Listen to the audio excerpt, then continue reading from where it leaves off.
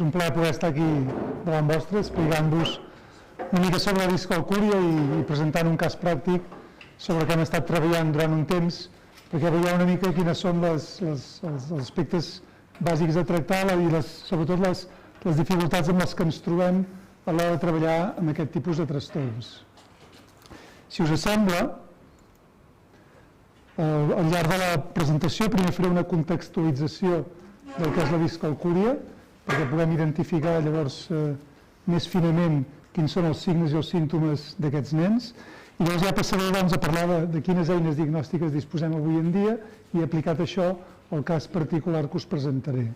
Parlarem dels antecedents d'aquest nen, de quin tipus d'avaluació se li ha fet i quins resultats s'han obtingut, quins han estat els objectius de la reeducació i què s'ha aconseguit i què no s'ha aconseguit amb aquesta reeducació i en quin punt es troba ara aquest nen. Si podeu llegir aquesta vinyeta, és un bon exemple del que seria la discalcúlia. No sé si coneixeu en Calvin i en Hobbes, són dos personatges que interaccionen molt entre ells i donen lloc a situacions divertides com les que teniu aquí. Per mi això és un cas típic de discalcúlia. Aquest nen, en Calvin, estaria diagnosticat possiblement també de TDAH, possiblement també de dislèctic, és a dir, que engloba múltiples trastorns. Però pel que a nosaltres ens interessa, és un bon exemple en aquest cas. La discalcúlia és un trastorn de l'aprenentatge escolar. Els trastorns de l'aprenentatge escolar tenen una incidència molt elevada, aproximadament el 15% de la població infantil presenta algun tipus de trastorn de l'aprenentatge escolar. Podria ser que inclús una mica més, perquè aquest 15% prové dels casos que nosaltres tenim identificats, però n'hi segueixen havent de silents, que queden emmascarats en el dia a dia i que no han estat mai diagnosticats. La discalcúlia jo l'anomeno la germana petita dels trastorns de l'aprenentatge perquè si mirem o fem l'històric d'aquest trastorn veurem que l'interès que ha despertat en comparació amb els altres trastorns de l'aprenentatge escolar és molt menor. I això ho tenim reflectit aquí amb aquestes dades. Búsquedes a Google de ADHD, trastorn per dèficit d'atenció, 2.740.000 búsquedes. Discalcúlia, en castellà, 40.500 búsquedes. Si mirem publicacions científiques, combinant ressonància magnètica cerebral i ADHD, 722 articles. Discalcúlia, 45 articles. Per tant, sembla que anem darrere dels altres trastorns de l'aprenentatge escolar. I això té els seus avantatges, però també té els seus hàndicaps.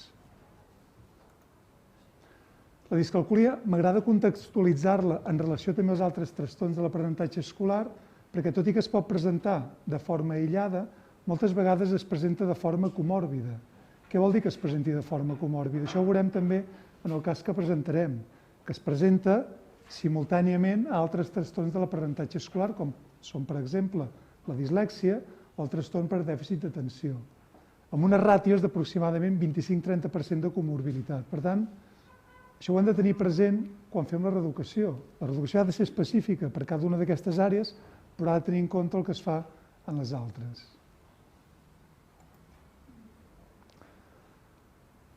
L'evolució, hi ha una frase que ho descriu. Com és l'evolució d'un discalcúlic? Doncs com la d'un dislèxic, com d'un trastorn per dèficit d'atenció. Un discalcúlic sempre serà un discalcúlic. I quan patirà més, entre cometes, serà a l'escola perquè és quan les exigències són més altes. Això és característic de tots els trastorns d'aprenentatge escolar. Quan ens desvinculem del currículum escolar, les coses es tornen més fàcils. Però dintre de l'escola, educació primària, educació secundària, batxillerat, mòduls de formació professional, el nen o la nena amb discalcúlia pateixen. Les intervencions, com diu aquí en aquest requadre d'aquí sota, han de ser específiques per la discalcúlia. A vegades, quan es fan estudis retrospectius, es mira, amb aquesta població de nens i nenes discalcúlics que s'han fet intervencions, quin èxit han tingut aquestes intervencions. Si no són intervencions específiques per aquest tipus de trastorn, no serveixen per res. Per tant, no hi ha una millora darrere. I per això us lligo amb el que us presentaré després, amb el cas pràctic, amb el tipus d'intervenció que fem. En la discalcúlia, a diferència dels trastorns per dèficit d'atenció o de la dislèxia, hi ha una particularitat que juga a la nostra contra, i és que La discalcúlia fa referència al processament numèric i al càlcul, a les matemàtiques, en altres paraules. I les matemàtiques sempre han estat vistes com a difícils.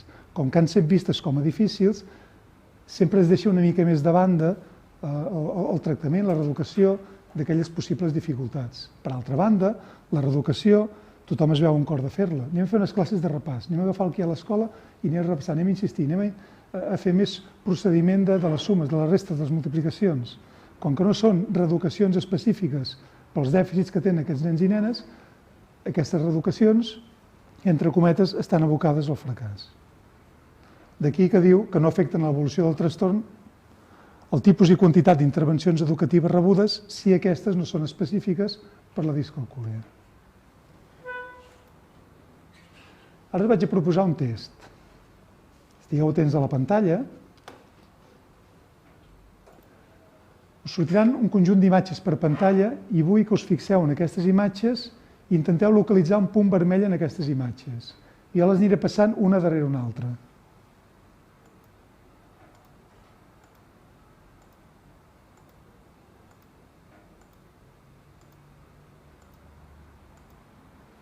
Ha trobat el punt vermell? No, no hi era. Menys mal. Si algú m'hagués dit que sí, m'hagués preocupat realment, no?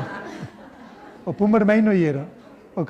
Si us heu fixat en aquestes imatges, deixeu-me tornar enrere, fixeu-vos que en totes elles hi ha 1, 2, 3, 4, 16 punts, amb una distribució concreta, amb una altra, però aquests 16 punts es mantenen constants al llarg dels diferents estímuls, excepte en aquest últim, que n'hi ha 8, n'hi ha just la meitat. Doncs bé, estant atents al punt vermell, el vostre cervell anava processant aquesta quantitat d'estímuls i el vostre cervell s'ha adonat, encara que vosaltres no se n'haguéssiu adonat, potser sí, potser no, però el vostre cervell ha respost automàticament a aquest canvi de magnitud, de 16 a 8.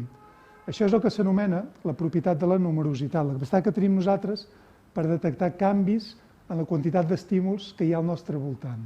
Aquesta capacitat és una capacitat innata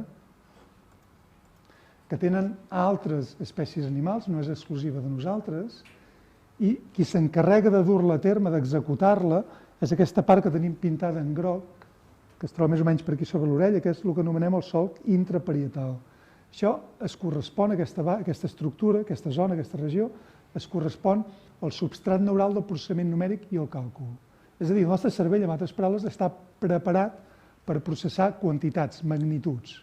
I nosaltres, com a espècie humana, aquestes quantitats i aquestes magnituds, les elaborem, els hi dotem significats arbitraris i les transformem en números, en xifres, en operacions més o menys complexes.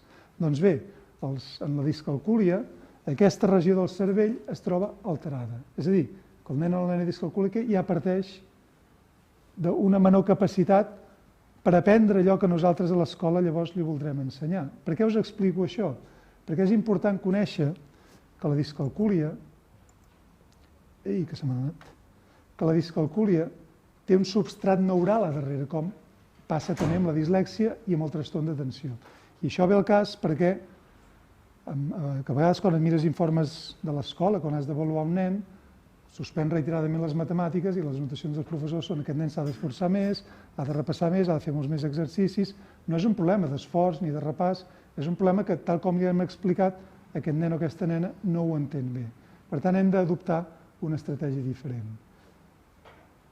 Els diferents estudis que s'han realitzat fins avui en dia posen de manifest això. Estructuralment, hi ha unes zones que no estan prou desenvolupades, entre elles aquest solc intraparietal, i funcionalment el cervell d'aquests nens i nenes, quan processa números, tampoc s'activa com s'activa el cervell d'un nen o d'una nena que no té aquestes dificultats, que no té aquesta discalcúlia.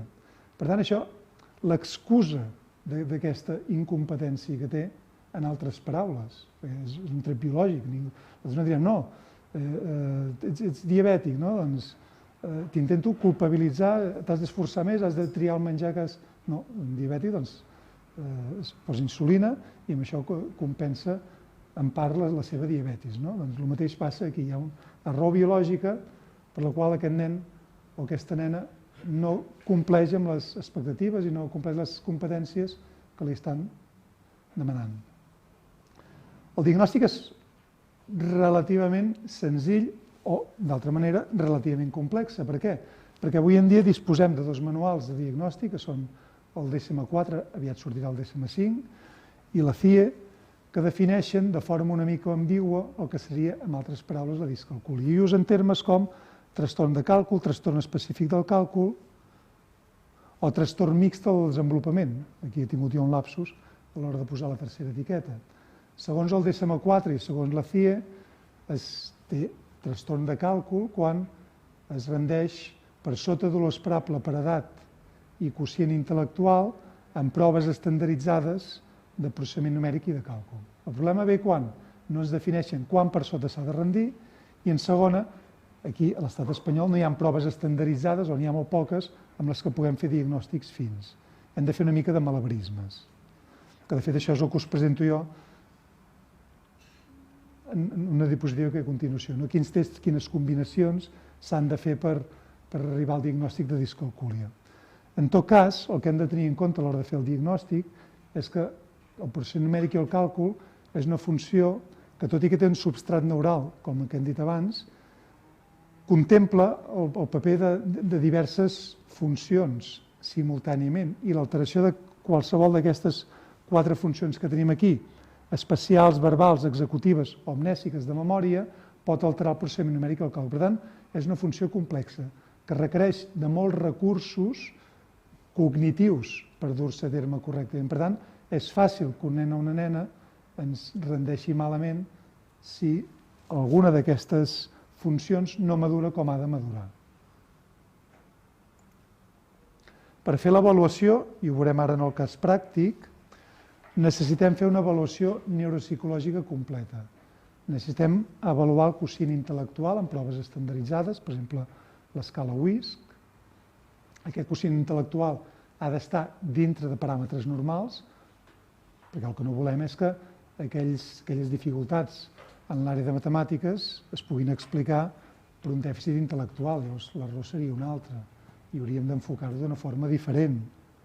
Hem d'avaluar la memòria de treball, la capacitat que té aquest nen o aquesta nena de retenir temporalment la informació, manipular-la per donar solució a un problema. Això és molt important en les matemàtiques, en tasques, per exemple, de càlcul mental, tenint en compte també que el processament numèric i el càlcul no es restringeix únicament a càlcul mental. Hi ha una part de lògica, hi ha una part d'intuïció numèrica, hi ha una part de càlcul aproximat. Per tant, anem una mica més enllà del càlcul, però el càlcul hi és aquí. Funcions executives. Quines habilitats té aquest nen o aquesta nena per buscar possibles solucions, per adonar-se que s'ha equivocat, per canviar d'estratègia si s'ha equivocat. Habilitats visoespacials i visoperceptives. La distribució dels números, imaginem-nos una línia numèrica de l'1 al 100. Això té una ordenació espacial i nosaltres sabem que el 50 està a la meitat. Doncs bé, això depèn del lòbul parietal, d'aquestes funcions visoespacials i visoperceptives. Si hi ha un error en aquestes funcions, cosa que és molt habitual també amb els discalcúlics, doncs el problema en processament numèric ve en part explicat per aquestes dificultats en processar aquest component especial de la magnitud. Hem d'avaluar també l'atenció, que l'atenció és clau en qualsevol funció cognitiva, doncs també ho serà en processament numèric i càlcul, i hem d'avaluar també la lectoescriptura, perquè a vegades, per exemple, el nen que us presentaré a continuació era un nen que, a part de les dificultats pròpies de la discalcúlia, tenia dificultats de lectoescriptura. I clar, quan se li plantejaven problemes escrits, no els feia bé senzillament perquè no entenia què se li demanava en aquell problema.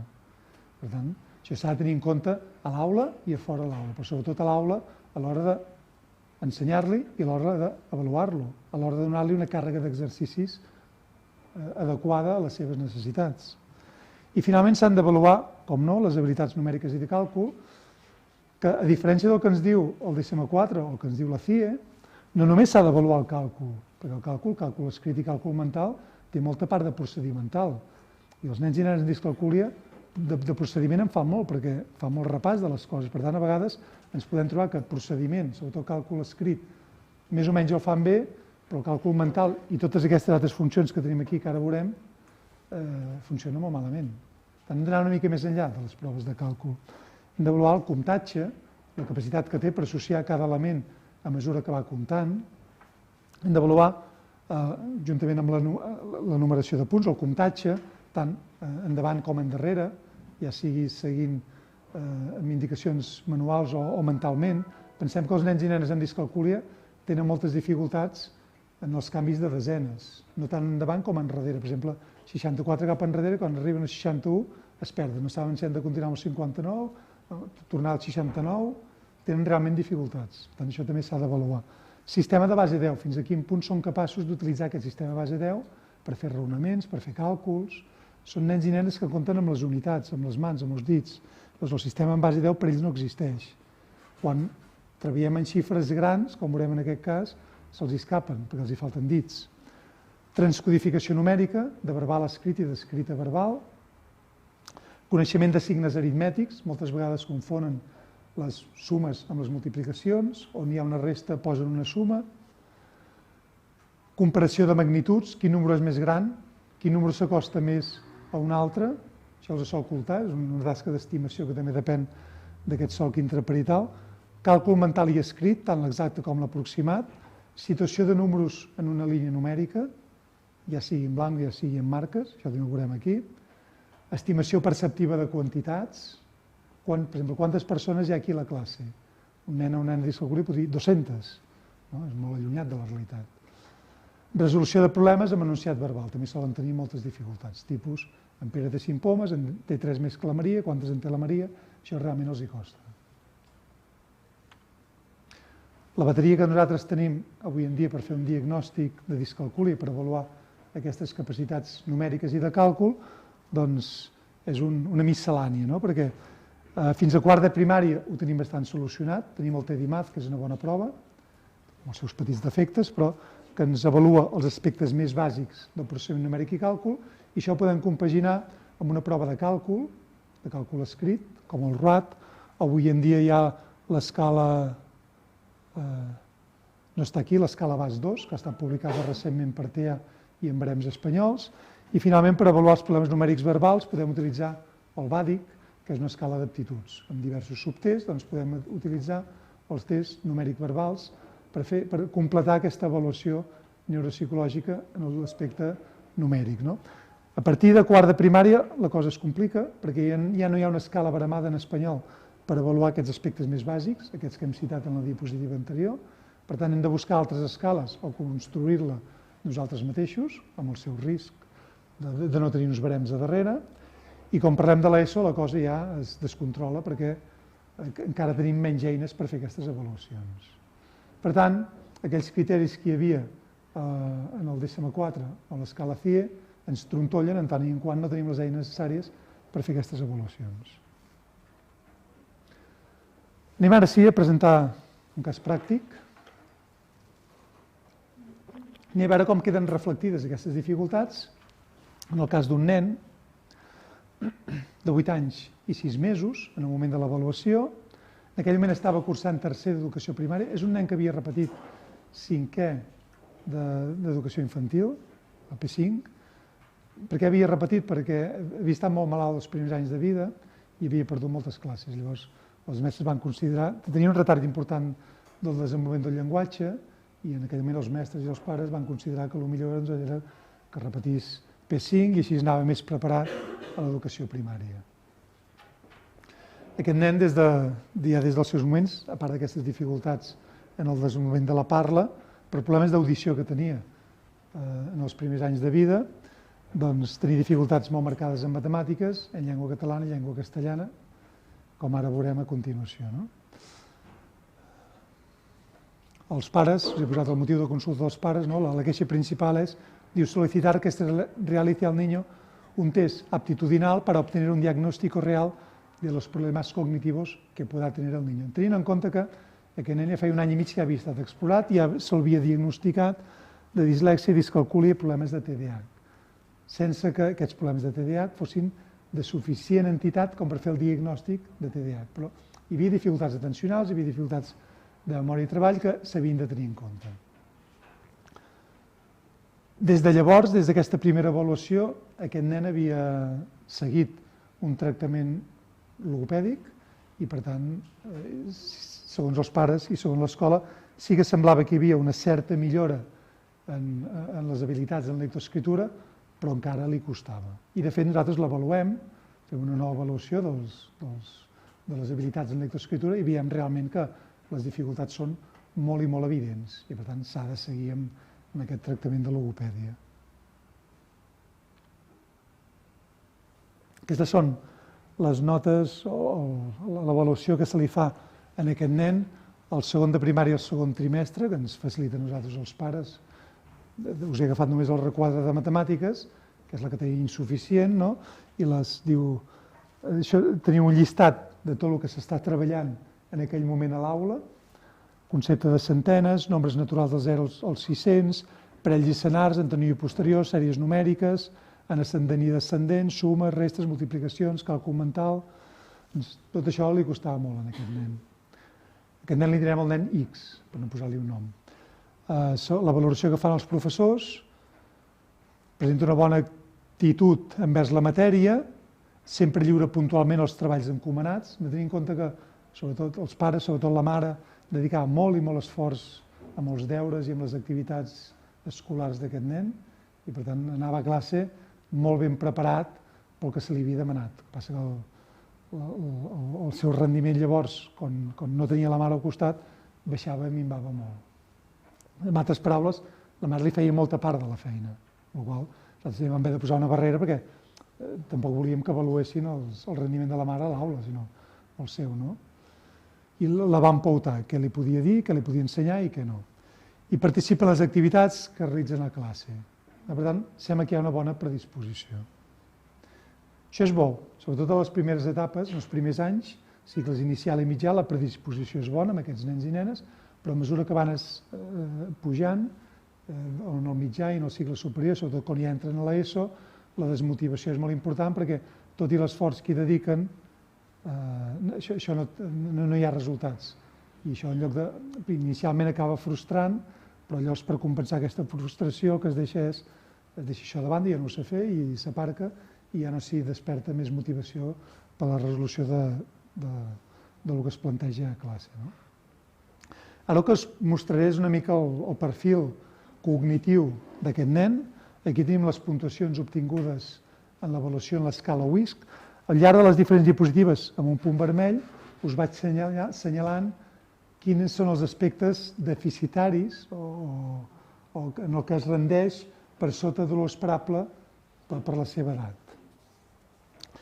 En aquesta escala WISC veiem que té un quocient intel·lectual mesurat a través de l'índex de capacitat general de 114 promig, per tant és un bon rendiment, tenim un 114, penseu que a partir del 116 ja ens anem a la part alta del valor promig, per tant és una bona puntuació, però en canvi fixeu-vos que hi ha molta discrepància entre l'índex de comprensió verbal i el de raonament perceptiu amb la resta, sobretot amb la memòria de treball. La memòria de treball es troba a l'extrem baix i aquesta discrepància tan forta és el que fa, de més de 23 o més punts, és el que fa que no puguem calcular el quocient intel·lectual total i haguem de fer una estimació d'aquest quocient intel·lectual total a partir únicament de la comprensió verbal i el raonament perceptiu.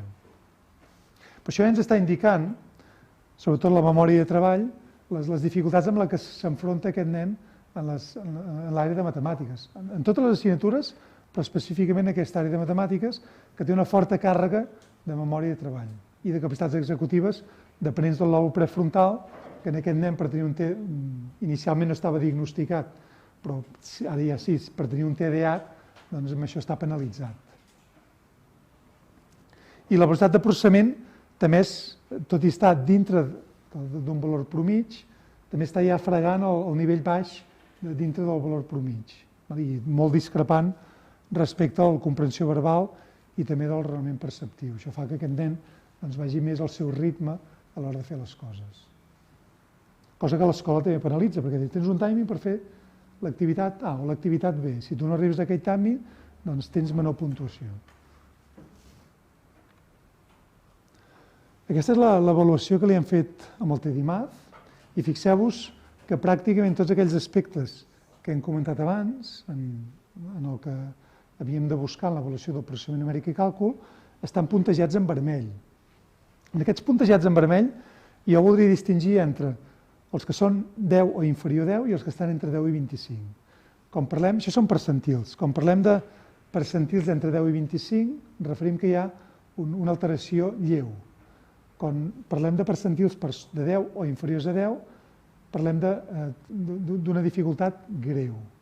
Percentil 10 significa que rendeix igual o superior només al 10% de nens i nenes de la seva edat. Fixeu-vos que molts d'aquestes puntuacions, pràcticament totes estan 25 o cap a baix, i moltes d'elles estan 10 o cap a sota. Això està indicant que realment les dificultats d'aquest nen eren molt marcades, eren severes. En la comprensió del sistema numèric aràbic, en la interpretació dels números, ara veurem exactament quins són els dèficits que presenta, en la comprensió, en els processos de transcodificació oral, a l'hora d'entendre les xifres que nosaltres li diem, 114, com apunta aquest nen 114? Potser apunta 324, o potser apunta 3024, ja ho veurem. Té dificultats, totes més, amb aquesta transcodificació. El sistema en base 10 també li costa, això és característic de tots els nens i nenes amb discalcúlia. Totes aquestes puntuacions reflecteixen aquestes dificultats. Anem a veure una a una. El sistema en base 10, per exemple, un dels tests que se li han passat, que reflecteixen les dificultats que té. A aquest nen, en aquesta prova, se li donen fitxes amb valor arbitrari dur, són fitxes rodones petites, fitxes amb valor arbitrari de 10, que són fitxes rodones més grans, i fitxes amb valor arbitrari de 100, que són fitxes quadrades. I si amb aquestes fitxes que tu tens, en té 10 de cada una, de cada grup, 10 de 1, 10 de 10 i 10 de 100, m'has de representar 17 euros. Doncs aquest nen posa 2 de 10. Ara m'has de representar 13 euros, posa 2 de 10 també. Ara m'has de representar 19 euros, també posa 2 de 10. Si posa sempre el mateix perquè en realitat no sap què ha de posar. Es fa un liu mental i acaba posant allò a veure si l'encerta. I no n'encerta cap. Aquest test s'acaba quan hi ha 3 errors consecutius. Però la capacitat aquesta d'abstracció, de dotar de significat arbitrari i numèric a diferents elements, no la té. Ell encara, el seu treball, el seu raonament matemàtic és encara de coses molt concretes. Això és característic de la discalcúlia. S'avança molt lentament, costa molt de generalitzar, d'extrapolar. Allò que s'aprèn que té un significat, té aquell significat, però això té aquest significat, però això altre que m'ensenyes no ha de tenir el mateix significat, ha de tenir un significat diferent, perquè aquest primer significat l'associo amb aquest primer element que tu m'has donat. És el raonament que ells fan. O sigui, costa molt extrapolar, abstreure's a diferents realitats. En el sistema numèric aràbic se li ensenyen diferents números, tant escrits, i se li fa dir quin dels dos és més gran. Fixeu-vos que se'ns equivoca entre 60 i 50, entre 59 i 73, entre 109 i 180. O sigui, els errors són sense una lògica, senzillament és una falta de comprensió del sistema numèric. Com més grans són els números, més errors hi ha.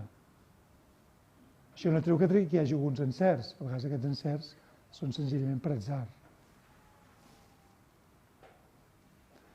En el sistema numèric oral passen 3/4 del mateix, agreujat pels dèficits de memòria i treball. Aquí nosaltres li verbalitzem aquests números, ell no els veu, per tant, li falta un segon input, que és el visual, per tant, li carreguem més de memòria i treball i, per tant, s'equivoca igual o més que en la prova anterior. Tant en números petits, 16 o 11, com en números grans, 689, 723. Ja us dic, però, que també això estava bastant marcat pels dèficits atencionals, perquè a vegades aquest nen li feies les preguntes i se quedava en blanc i deies, què t'he preguntat? I no se'n recordava. Per tant, en aquells moments, tu ja no sabies si estava intentant recuperar o fer la comparació o se'ns havia penjat en altres pensaments. Això és característic del trastorn d'atenció, sobretot en perfil inatent, que era més aquest nen que no pas hiperactiu. En la tasca d'operacions lògiques també tenia dificultats. Aquesta tasca és molt senzilla. Se li donen una cartolina en la que hi ha dibuixats 6 xais i se li diu si aquests 6 xais els volguéssim distribuir en 2 corrals, li ensenyen 2 fotografies de 2 tancats, com les podria repartir? I se li posa un exemple. Per exemple, podríem posar 3 i 3. Com més els podríem repartir? Esperant que ens digués. 4 i 2, 5 i 1, 3 i 3, altres combinacions. Doncs bé, ell sempre diu 6 i 0, 6 i 3, 8 i 6, 8 i 3, 6 i 8, 3 i 8. O sigui, realment no té lògica per imaginar-se aquell conjunt d'elements i com aquell conjunt d'elements es trenca i es divideix en dos subconjunts.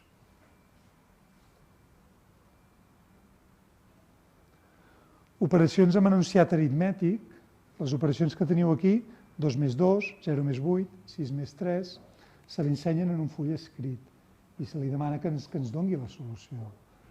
Doncs fixeu-vos la quantitat d'errors, inclús amb el que nosaltres anomenem els fets aritmètics. Els fets aritmètics són aquelles operacions que són fàcilment memoritzables i que a l'hora d'executar-les es recuperen directament de la memòria. Tenen un component verbal molt important i els fets numèrics són les sumes, sobretot les sumes d'un sol dígit, les taules de multiplicar i també en cursos ja de la primària elevats, les restes d'un sol dígit.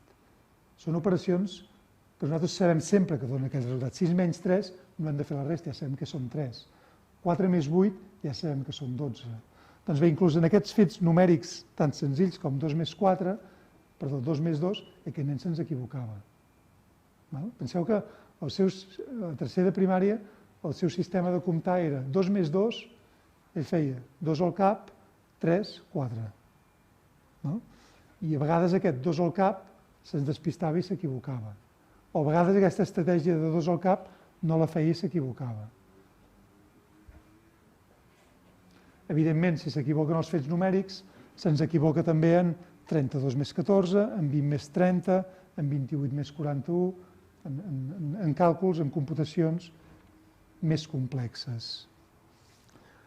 Quan aquests problemes, en lloc de ser amb enunciat numèric, som enunciat verbal, té les mateixes dificultats.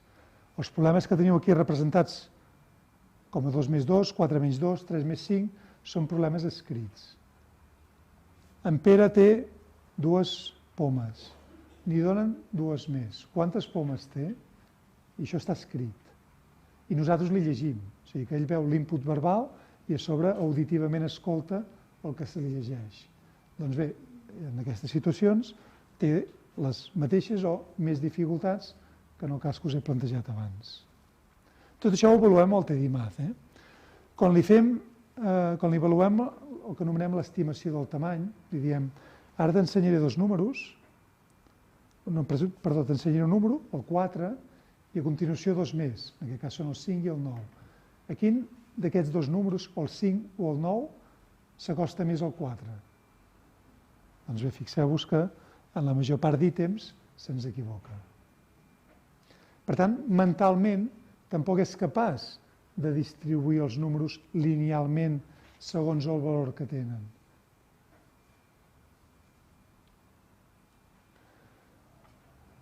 En aquest nen se'l va avaluar amb el TEDIMAD per avaluar aquests procediments numèrics bàsics i se'l va avaluar també amb aquesta escala, l'escala RAT. No és una escala que estigui bramada a població espanyola, està bramada en població americana, anglesa i població americana hispana, però en aquells moments era l'únic que nosaltres teníem disponible. Per tant, les puntuacions que es donen aquí de percentils no s'acaben d'ajustar prou al nostre cas. No estan bramades en població espanyola, però sí que el passem perquè ens indica quins errors de procediment té aquest nen com realitza tasques com les que teniu aquí plantejades. 1 més 1 es resol bé, però 5 menys 1, en lloc d'una suma, fa una resta. 8 menys 4 fa una resta, però la fa malament. El que vam veure amb aquest nen és que, en general, la seva capacitat de càlcul escrit era molt millor que no pas la de càlcul mental, això us ho he comentat abans, però dintre del càlcul escrit, les restes hi tenia especial dificultat, però sobretot quan les restes no es plantejaven en forma vertical, sinó que es plantejaven en forma horitzontal, que de fet és una de les coses que vam estar treballant en la reeducació. Vam estar treballant la resta a través d'una aproximació multisensorial que veurem després. Quan li vam fer càlculs escrits de restes, verticalment vam aconseguir que les fes sempre bé, Però quan li van posar restes en horitzontal, vam haver de tornar a començar a ensenyar-li el procediment i el significat de la resta, perquè no va ser capaç de generalitzar aquell procediment canviant el format de presentació. Operacions que hauria de tenir consolidades per la seva edat, com són les sumes de varis sumants, no era capaç de resoldre-les, ni les sumes ni les restes. Igualment passava les multiplicacions. És un nen, per exemple, 23 multiplicat per 3 no ho sabia resoldre. En algunes setmanes, en aquella època, estava aprenent les taules de multiplicar. Doncs hi havia setmanes que venia i deia, sí, avui en sé la del 3, avui en sé la del 5, però la setmana que sabia la del 5 ja no se'n recordava la del 3. És com si el seu cervell cada setmana fes un reset per allò que estava aprenent ocupar el mateix espai d'allò que ja sabia. Senzillament és perquè la seva discalcúlia estava agreujada amb la dislèxia, quan es presenten de forma comòrbida amb dos trastorns, els signes són més evidents, són més marcats.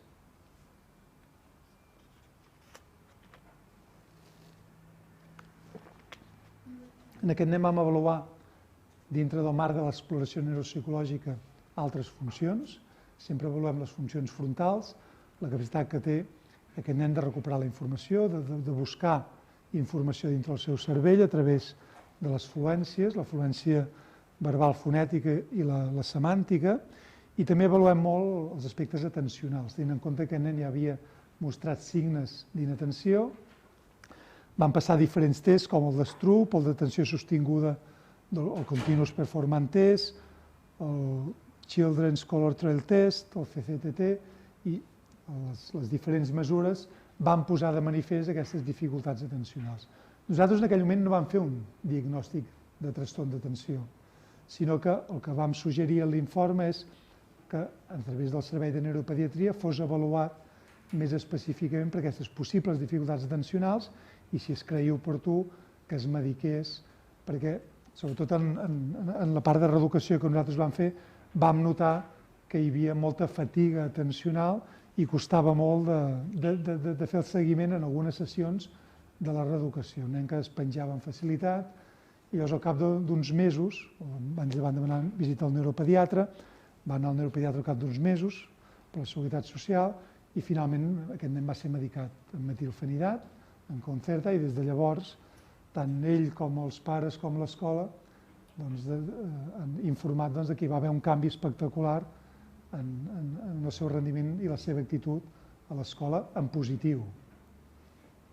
Sortosament, perquè no sempre es troba a la primera el medicament i el medicament és una solució. A vegades té efectes secundaris, a vegades empitjora inclús, s'ha de buscar un equilibri. Per sort, en aquest cas, a la primera es va aconseguir.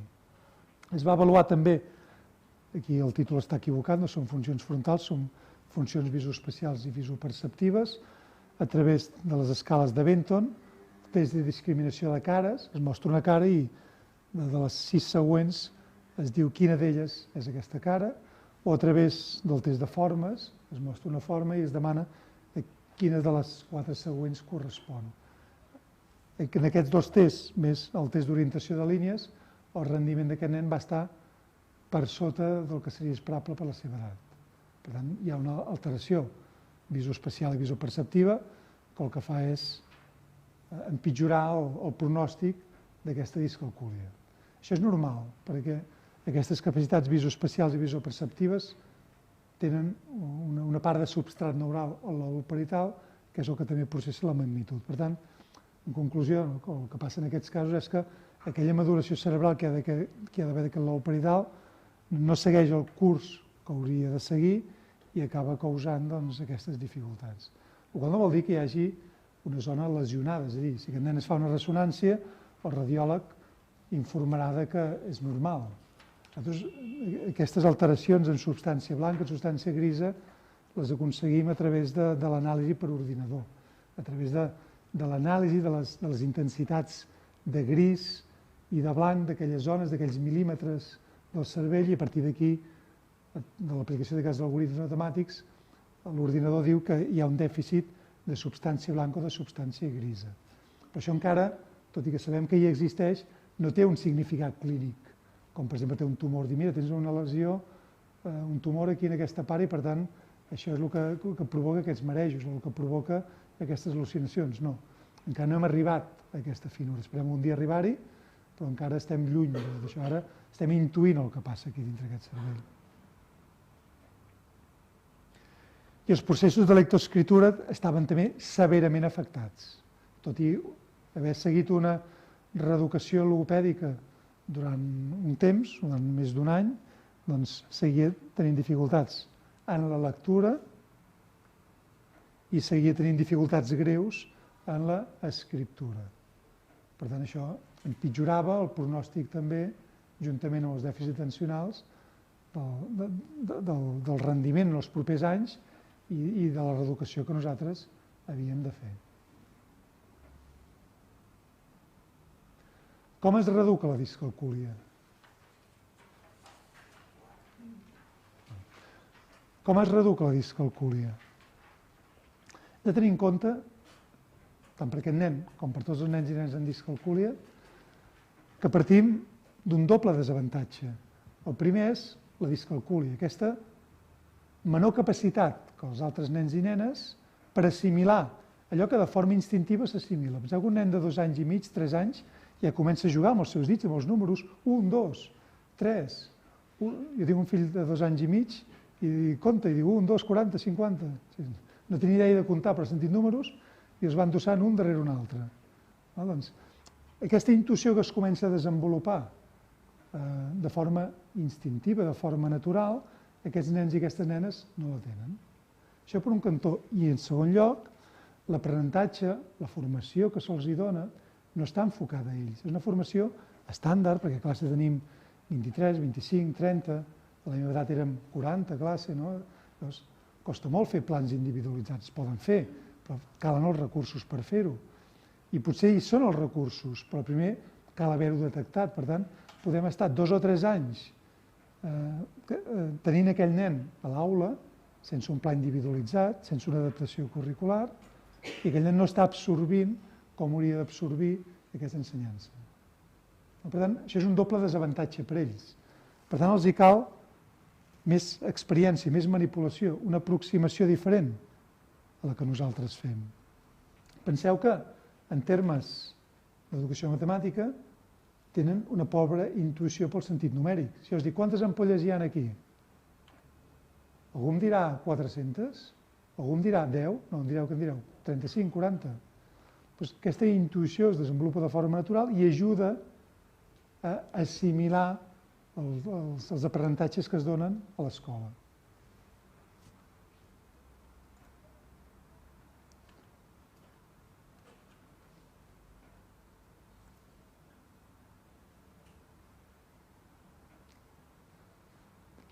Disculpeu que me n'he anat de diapositiva.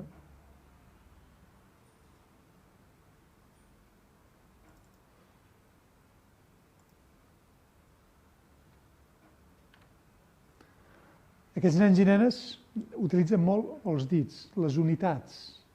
Les unitats s'utilitzen a primer de primària, a segon de primària menys, però a tercer de primària no s'utilitzen. Aquest nen les sigui utilitzant i és característic dels nens i nenes amb discalcúlia.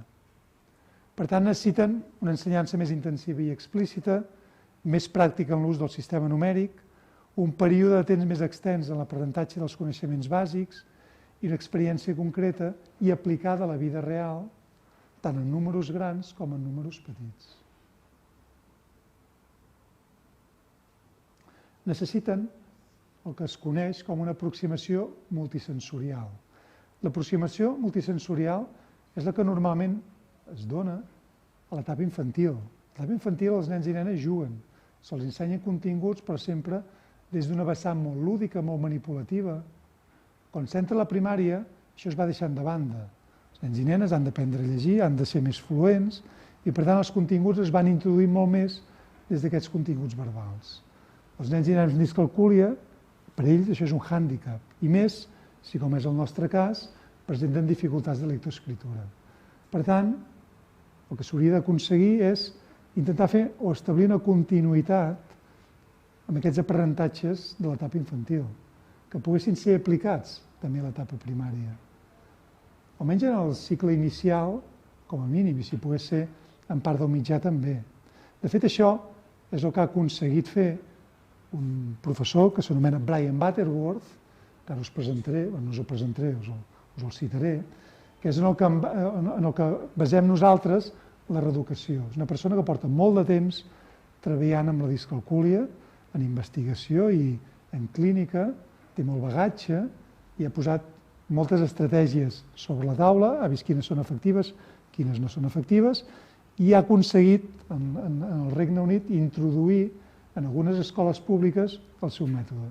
Doncs bé, en aquestes escoles públiques el seu mètode s'ha mostrat molt més eficient, en general, pels nens, per tots, els que rendien molt bé no noten pràcticament la diferència, però sobretot en aquells que els costava més, els ha costat més els objectius finals que es pretenien dintre d'un currículum escolar, entre cometes, normal. Seria important poder fer un diagnòstic ràpid d'aquests casos i, per tant, que a primària es pogués identificar aquestes necessitats especials potencials i a partir d'aquí plantejar una sèrie d'objectius adaptats a cada cas en particular. Aquests objectius ens diuen comprendre el valor de cada número i la seva relació amb els altres, entendre la composició i descomposició de números, comptar de forma precisa i flexible, entendre l'ús de múltiples de 10, automatitzar els aprenentatges, augmentar la confiança en els números i les matemàtiques, aplicar els aprenentatges a la vida real. Si us fixeu en tot aquell llistat de frases, veureu que són coses molt bàsiques.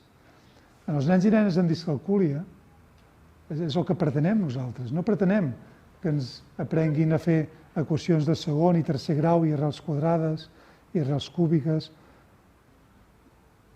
càlculs complexes. No, en la discalcúlia els objectius són molt bàsics.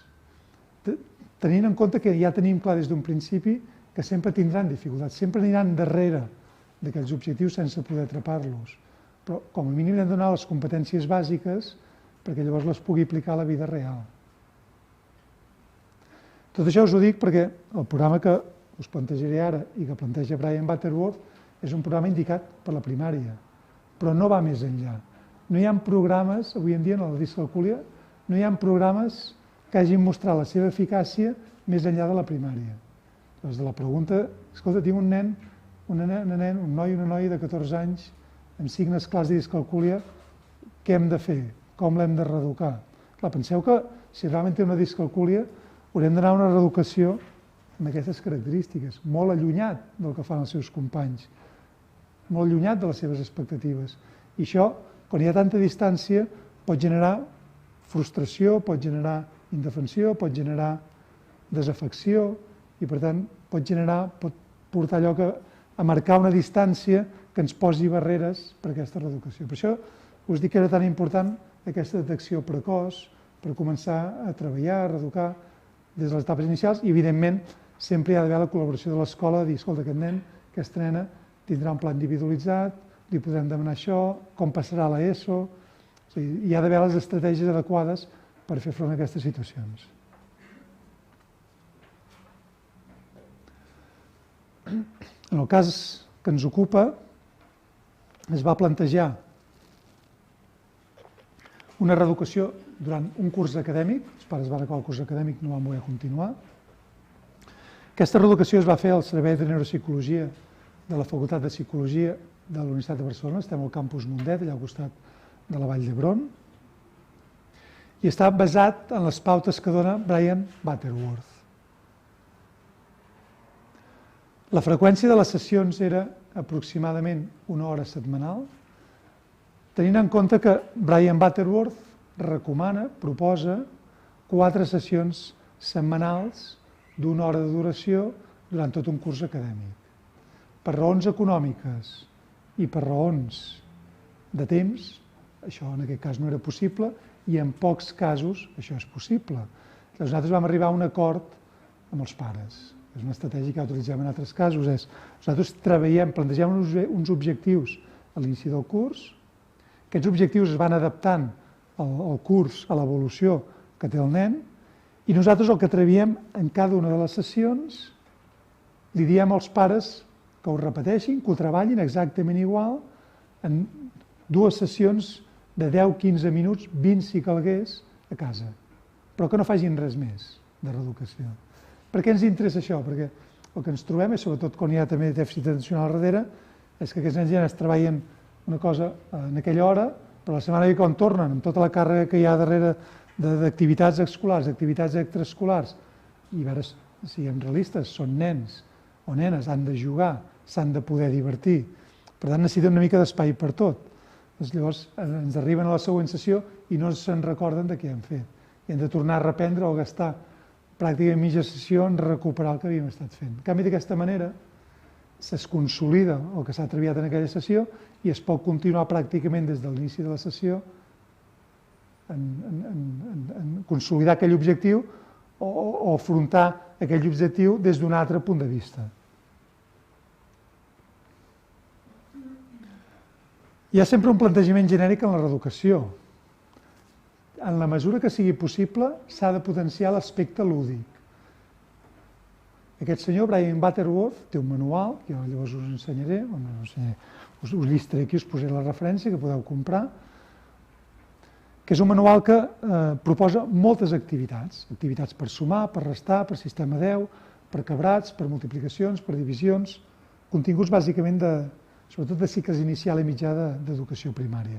Doncs sempre intenta que aquests exercicis tinguin un enfoc lúdic.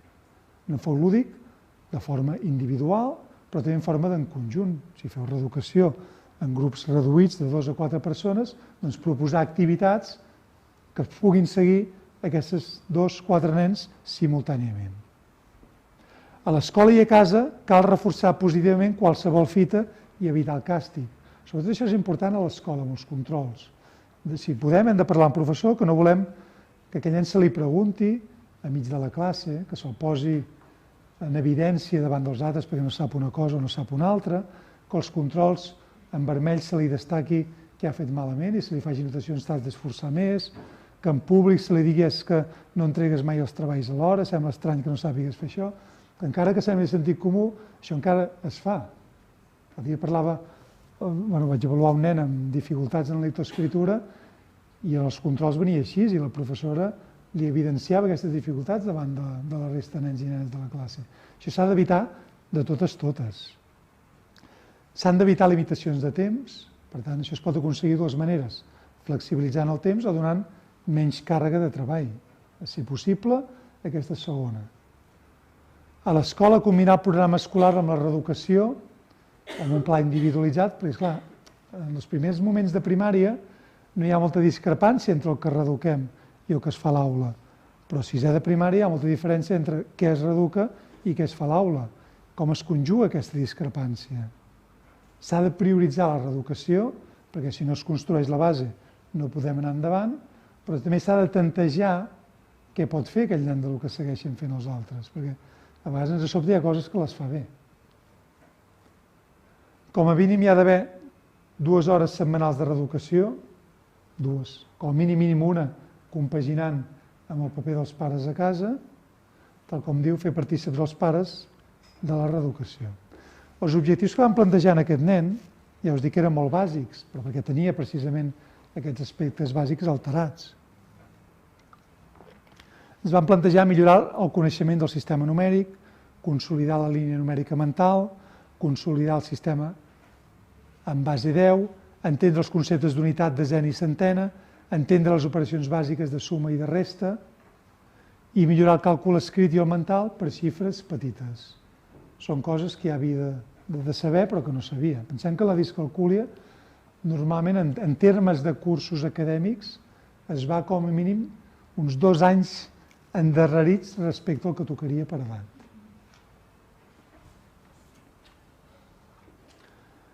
En el cas de millorar el coneixement del sistema numèric, dintre de l'enfoc multisensorial, a l'escola es treballava molt el format verbal, aquest és el número 1, aquest és el número 2, quan es conjuguen són el 12, amb molts exemples.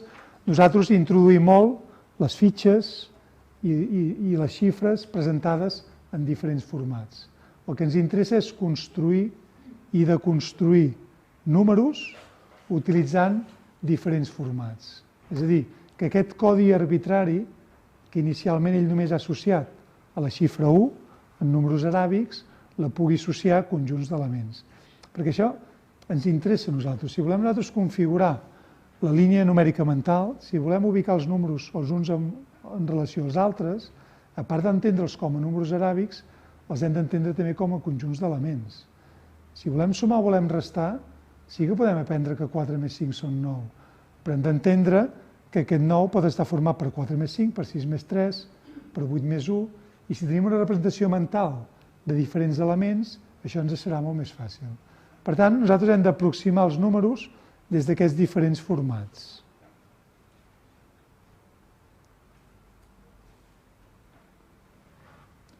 Per consolidar la línia numèrica mental, objectiu número 2, utilitzàvem escales, com les que teniu allà a la dreta, numerades i no numerades o en blanc.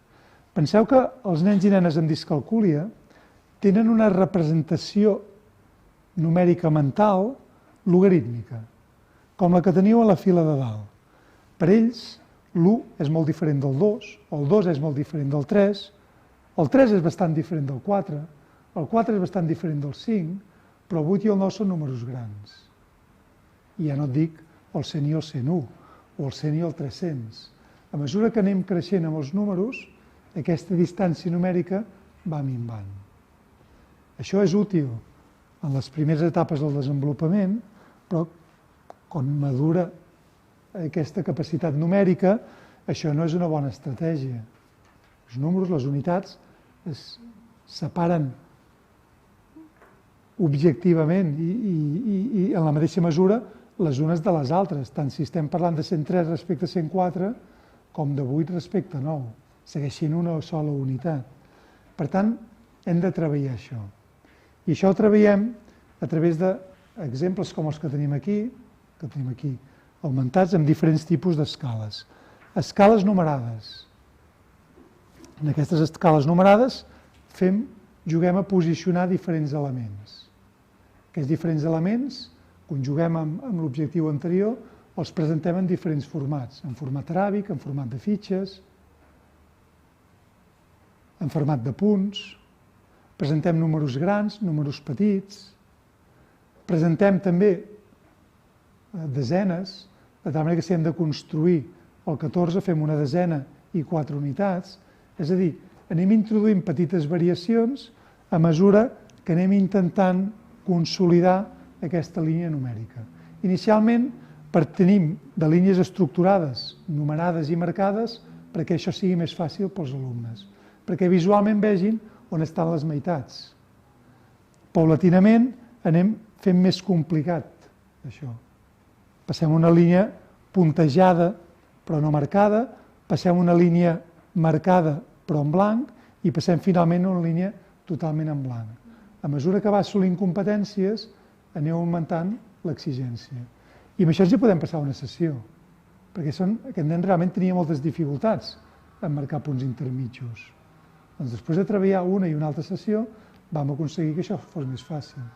Perquè és interessant tenir consolidada aquesta línia numèrica pel càlcul exacte, però també pel càlcul aproximat.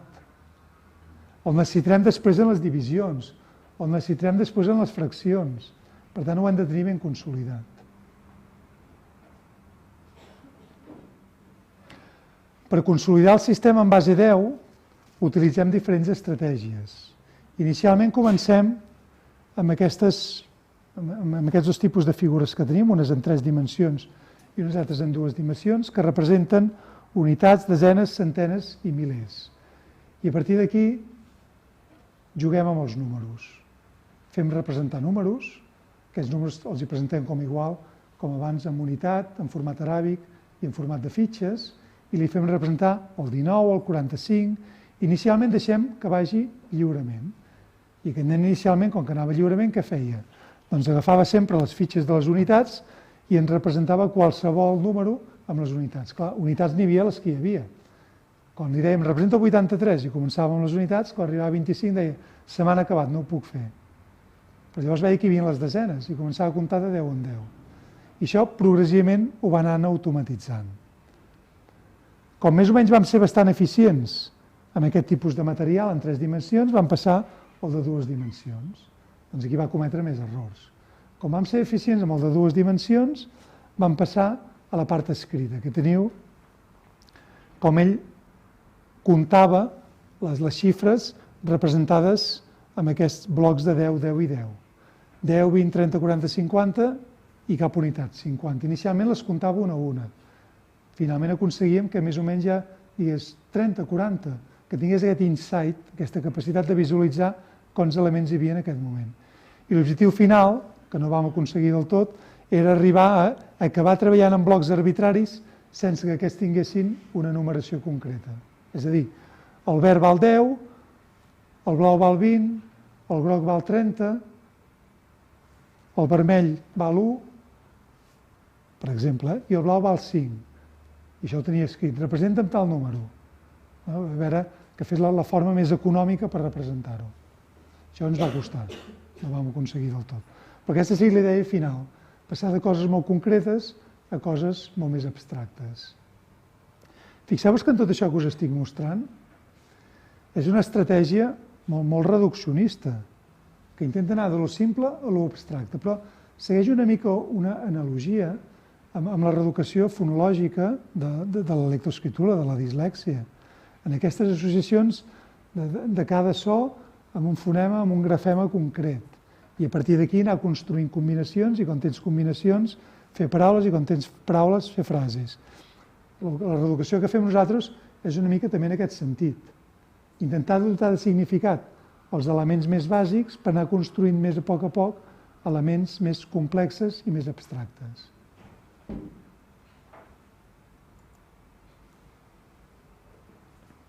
Per entendre les unitats, les desenes i les centenes, utilitzàvem els 2 jocs característics són els que teniu aquí, per exemple. En el primer, a aquest nen li costava molt identificar què eren les unitats, les desenes i les centenes. Li podíem ensenyar, mira, el primer número és una unitat, el segon és una desena i el tercer és una centena. Però això és quelcom procedimental. No volem nosaltres que només sàpiga això. Volem que sàpiga això, però sobretot que ho pugui aplicar a la vida real. Que li serveixi per entendre que són 340, 850, 1380, pugui identificar cada dígit dintre d'aquesta xifra amb una unitat, una desena i una centena. El joc que teniu aquí a l'esquerra es dona un dau amb valor de 0 a 9, això són daus de rol que podeu trobar a l'Abacus, per exemple, i es fa una plantilla com la que teniu aquí baix, d'unitats i de desenes. Ho voleu complicar amb centenes i amb milers, no? I es fa tirar i surt un número. Doncs, amb els jugadors que hi ha, aquest nen o aquests nens han d'ubicar aquest número o en la unitat o en la desena, això va al criteri seu, tenint en compte que tornaran a tirar i el segon número l'han d'ubicar també en una unitat o en una desena, en el que quedi lliure. I a partir d'aquí han d'intentar construir el número més gran. Clar, si tu et surt un número petit, què faràs? Home, doncs el poso a la unitat, no fos cas que llavors em sortís un número gran, perquè si el poso a la desena ja em constrenyo, ja em restringeixo a que em surti un número dels 10, no? Bé, doncs, aquest joc, que pot semblar molt senzill, ajuda a trobar aquesta lògica de dir, ei, tenen més valor les desenes que les unitats. Per tant, aposto per les desenes abans que per les unitats.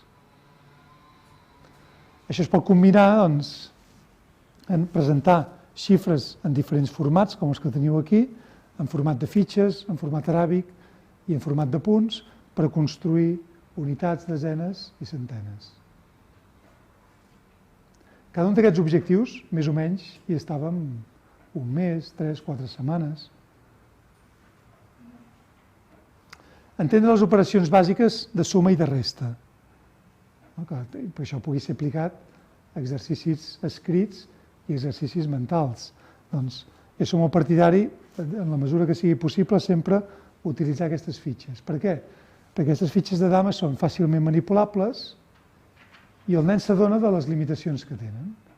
Les avantatges i les limitacions. Les avantatges, que en números petits pots construir i deconstruir, pots sumar i pots restar, però que en números grans no et serveixen. Per tant, que aquella estratègia que tu fas amb els dits, que és la mateixa que aquesta, no pots anar gaire enllà. I has d'utilitzar el prefrontal per buscar altres estratègies. Per la suma i per la resta es donen plantilles com les que teniu aquí i es diu, mira, ara d'aquestes 5 fitxes que tinc, o d'aquestes 2, o d'aquestes 3, de la xifra que vulgueu vosaltres, en triem 2. Quantes en queden? Clar, visualment ell entén que és una resta. Nosaltres ja sabem que una resta és treure, que és abstreure quelcom, no? Però a aquests nens i aquestes nenes això els hi costa. Ho han de veure aplicat a la vida real. Quan ho veuen així, diuen, sí, doncs són molt senzilles les restes.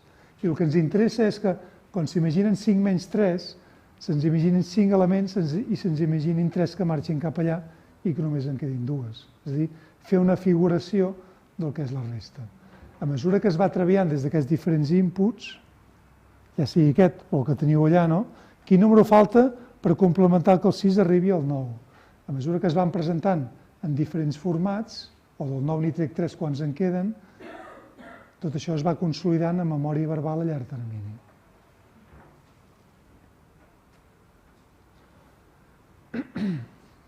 Càlcul escrit per xifres petites. Ens ajudem igualment d'aquelles fitxes que tenim allà i intentem fer càlculs escrits. Veig que m'he passat una mica amb la brillantor i crec que hi ha poc contrast ara, no es veu, m'heu de disculpar. Aquí a la part esquerra, fixeu-vos que sota hi ha la data, és la data que vam estar treballant això, el 27 de març del 2009.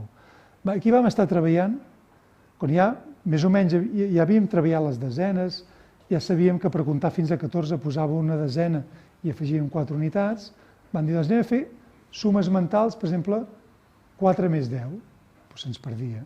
24 més 10, se'ns perdia, mentalment. I veure, de forma escrita va ser bastant eficient, en forma vertical. Quan el 3 del 4 vam fer el mateix, però en horitzontal, ai caram, se'ns perdia. I aquí ara m'heu de disculpar perquè no es veu, però està ple de creuetes que diu malament, malament, malament. Aquell mateix s'havia corregit, això ho corregíem a la mateixa sessió perquè els hi fèiem repetir una altra vegada. Però fixeu-vos que aquesta veritat d'abstracció de lo vertical a l'horitzontal es perd. Quan l'important no és si és vertical o és horitzontal, és el concepte de 10. Només has de sumar les desenes i no les unitats. Doncs, com que aquí ens fallava, vam tornar a recuperar els elements d'abans, aquells cubs, aquells elements en 2 dimensions, per ajudar-nos a fer aquestes sumes i aquestes restes. El 3 del 4 ho feia bé, però el 17 del 4 li vam tornar a plantejar i tornava a equivocar-se. Aquesta inconsistència és característica de la discalcúlia. Les coses triguen molt a consolidar-se, assimilar-se, van molt a poc. I fites que creiem assolides, en un moment determinat, doncs no ho estan i hem de recuperar-ho. Aquest nen també li vam proposar que, en la mesura que pogués, de tant en tant jugués a un joc que ha estat creat, que es diu The Number Race, està creat per una investigadora australiana que es diu Anna Wilson, i el vam traduir nosaltres al castellà i al català. Doncs és un joc que ha estat provat científicament, que promou millores en càlcul aproximat i en estimacions, tot i que no en càlcul exacte. Però és una manera lúdica d'intentar entrar en aquests aspectes numèrics. Per tant, la mesura que sigui possible, doncs, nosaltres volíem que hi jugués. N'hi ha d'altres que s'han desenvolupat, el que passa que els que he trobat que estan provats científicament encara no estan publicats i per tant no són accessibles, però és possible trobar-ne, si es fa una búsqueda exhaustiva, d'alguns que s'adaptin a les necessitats que nosaltres ens plantegin els casos que puguem tenir al nostre abast. Com a conclusions, en aquest nen, després d'un any de treball, vam aconseguir en gran mesura els objectius plantejats, tenint en compte que aquest nen paral·lelament va seguir reeducació logopèdica i va ser medicat pel trastorn d'atenció. No des de l'inici de la reeducació, sinó des del final. Això va ser una llàstima. Possiblement, si la medicació s'hagués donat al principi, les millores haguessin estat més considerables. Actualment aquest nen està finalitzant, això us dic aquí al final, el 6è de primària. L'any que ve se li plantegen nous reptes perquè ha d'entrar a l'ESO.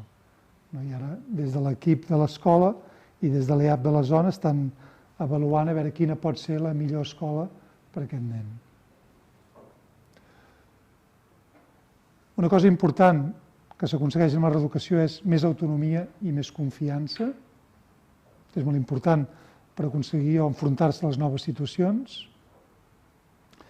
És molt important que perquè el programa de reeducació sigui eficaç cal la implicació dels pares i de l'escola. O sigui, no és que els pares deixin aquell nen, el reeduquem i ja està, i el torni la setmana que ve, sinó que cal que ells treballin a casa, tenint en compte que són pares i no són reeducadors, per tant, els hem de plantejar coses molt mecàniques i fàcils, i sobretot la implicació de l'escola. S'han de fer plans individualitzats, s'han de fer adaptacions curriculars i, per tant, s'ha de fer un sobreesforç amb aquests nens i nenes amb necessitats especials. La reeducació, això és molt important, ja us ho he comentat, és efectiva per a continguts de primària, en especial pels cicles inicial i mitjà, reeducar secundàries, persones adultes. Hi ha un salt quantitatiu i qualitatiu massa gran, no hi ha garanties de que allò vagi enlloc. I finalment, i això és molt important, sempre tenir-ho al cap, els nens i nenes amb discalcúlia sempre són discalcúlics, no deixen mai de ser-ho. Per tant, és quelcom que sempre ho arrossegaran, tenint en compte que quan s'acaba l'etapa escolar les demandes són molt menors. Hi ha calculadores, potser a l'escola no ens deixen utilitzar la calculadora. És molt important que un nen de l'ESO pugui fer servir la calculadora i no s'equivoqui per la discalcúlia i per no haver fet servir la calculadora. En aquest cas, els professors han de ser flexibles. I aquí teniu doncs, el senyor Brian Butterworth, té una pàgina web, aquesta mathematicalbrain.com, podeu consultar, té tota la seva bibliografia, té entrevistes, interviews online, i és un expert, un referent mundial pel tractament de la discalcúlia. Aquest llibre, Dyscalculia Guidance, és l'eina en la que nosaltres fonamentem la reeducació, perquè és l'única eina que hem vist que està aprovada científicament i és efectiva. Ja us dic, s'ha adaptat en part de l'escola pública anglesa i això és un bon referent. Per la meva part, res més. Gràcies per la vostra atenció. Si teniu dubtes, consultes a fer, doncs obriríem ara un torn de paraules perquè les poguéssiu formular.